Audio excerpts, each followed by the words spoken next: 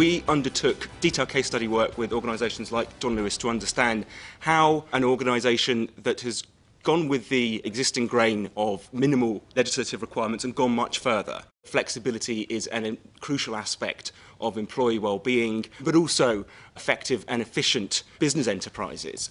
Increasingly, a new generation of men do want to be at home, they do want to be looking after their children in the early years, but it's simply not affordable on the current level.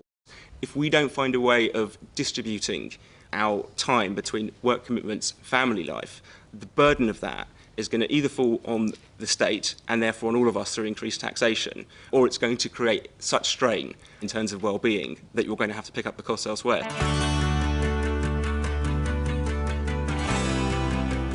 Within the coalition agreement, we're committed to introducing general flexible working, not just flexible working for particular groups, currently parents and carers, but as a generalised entitlement within the labour market. What I think we need to develop is an environment where, when somebody applies for a job, flexibility in work is actually part of the package that they talk about, not something that comes afterwards when there's a family responsibility.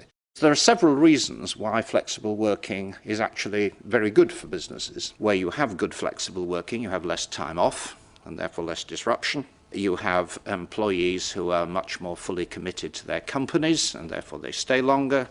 And also we're tapping into a wider talent base in society.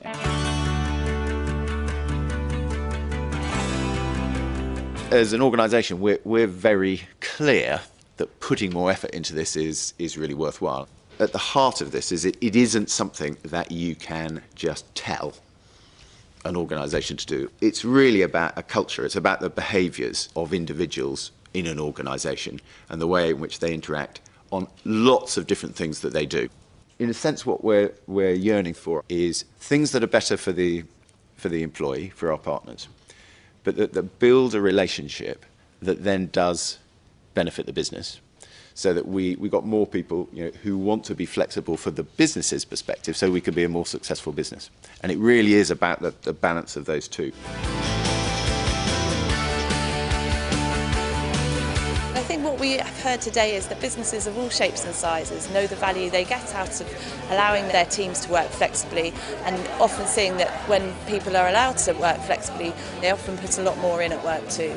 We need to have a flexible workforce to ensure that we're delivering the services that our customers expect throughout the day, throughout the year. This is not just an economic issue, this is an issue for our whole country and for society, because there's going to be increased demands on the time of working people, both as parents but also as carers for their own relatives and other domestic and personal kind of issues.